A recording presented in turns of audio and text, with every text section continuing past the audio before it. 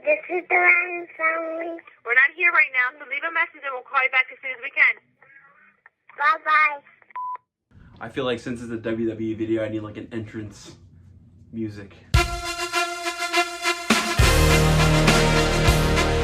Welcome to a new Leanie's Boy YouTube video. This is not something that happens all the time. I was home today just kind of reorganizing. I was like, you know what? I've never showcased all my wrestling shirts. That's what we're gonna do today. Those who don't know, I've been a wrestling fan since I could walk and talk. There's some pictures of me as a wrestling fan. So yeah, I love wrestling, love everything about wrestling. Yes, I know it's fake. Okay, so we're gonna run through my shirts. I kind of have them grouped by superstar / era. I was born in 2001, so most of my stuff is Ruthless Aggression based. You have some 90s stuff in there, but for the most part, it's all the early 2000s people. There's only one way I can start this collection video off, and talking about the wrestler that I love the most. My GOAT, Latino Heat, Eddie Guerrero, baby. So this Scarface inspired tee is from 2004. You can see the hit on the back, Addicted to the Heat. It's amazing, no cracking on the graphic, unbelievable. Okay, next up we had the Latino Heat Impala t-shirt. Beautiful back hit on this one. Eddie's on the front, Viva la Raza on the front as well. This one's dated 2005, so unfortunately the year that he passed, but love this one. I think I could say for every wrestling fan, the day that Eddie passed away was hard for all of us. I was about 5 at the time. I remember just bawling my eyes out, and I remember that Raw, seeing everybody come out with their armbands, and gone way too soon, but honestly the memories and the matches that he had, you know, stick with me the rest of my life, and I love watching his matches even to this day. This tee commemorates that. This is the tee that they wore on that Raw. Has the EG hit on the side, and then Viva la Raza on the back. So next up, we're discussing the one and only Rob Van Dam. This shirt's awesome. This was dead stock when I got it. Actually, the first time I wore this was when I met Rob. I have a picture of that here. Love me some RVD stuff. This one pays tribute to the greatest tag team. Yes, I said it, the greatest tag team of all time, the Hardy Boys. I actually wore this when I met them as well. I had that figure sign back there. I had a lot of Hardy Boys shirts. I had a lot of Jeff shirts and Matt shirts like separate, but I wanted one that had both of them on it, and I think this is the best one. Okay, so the next shirt is definitely the shirt that means the most to me. I had this as a kid, wearing it every single day at school that I possibly could before my mom yelled at me because it was too dirty, and I washed it. Then I wore it again the next week. I actually wore this to WrestleMania when I went this year, which meant a lot to me personally. Just having this as a kid and then full circle moment wearing it to WrestleMania, I thought that was super sick. These next two tees are dedicated to the Doctor of Thugonomics, John Cena. Really early 2000s Word Life tee. This was my original 2003 Chain Gang Lock necklace that I still have. It goes with the shirt. I just thought that was cool to throw in there. This shirt was actually my dad's that I ended up finding in the basement, early 2000s.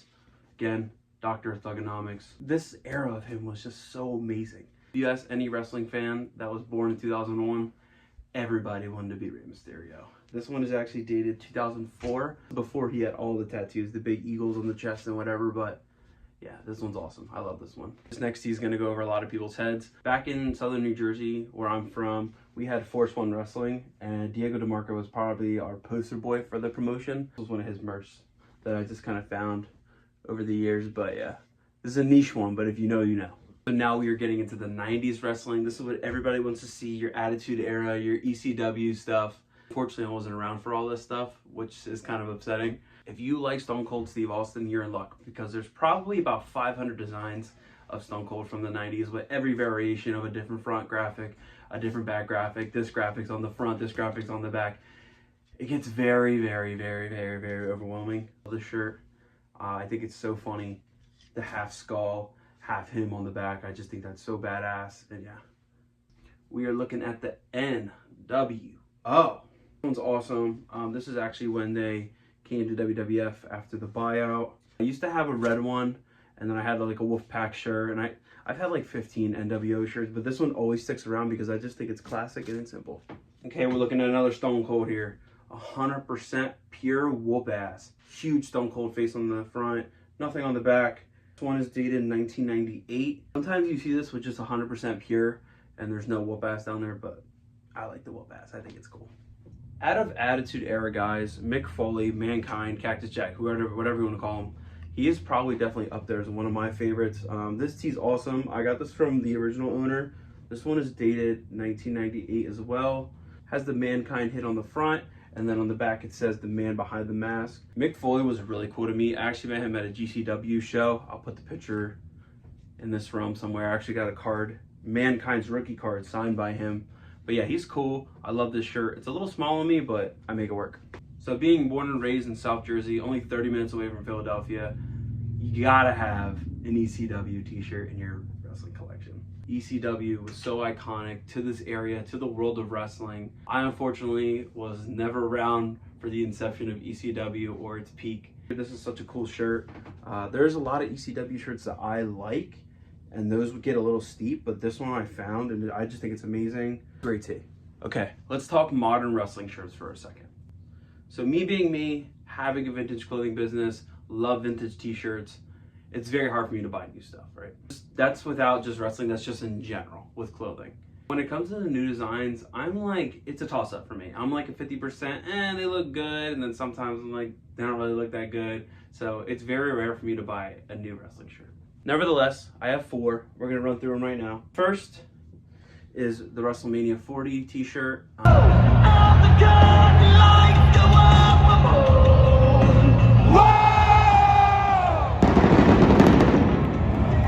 I felt like, since it being my first Mania, I had to buy a t-shirt. This is awesome, great experience. I want to commemorate it with this, but yeah, love this shirt. What a great card. This WrestleMania was amazing. I loved it. Next up, GCW with the ECW style to it. There's a lot of GCW around me in Atlantic City, so I go to a lot of their shows.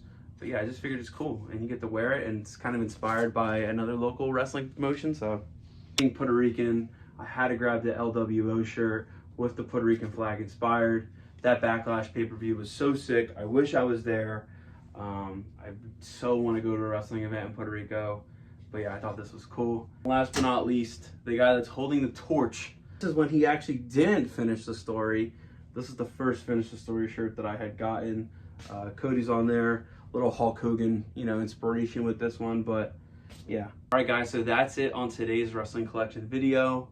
I thought it was amazing to take these out of the bin, let them breathe, show you guys what I'm wearing, show you guys what I collect. Over the years, I've probably had about 300 shirts that have just cycled in and out.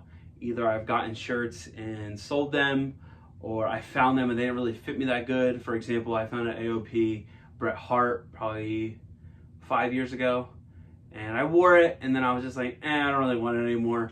Sold that. But stuff like that happens all the time. But these have been mainstays for at least 5 years in my collection, and I love them all individually. They're amazing, and yeah, there's always room for more, right?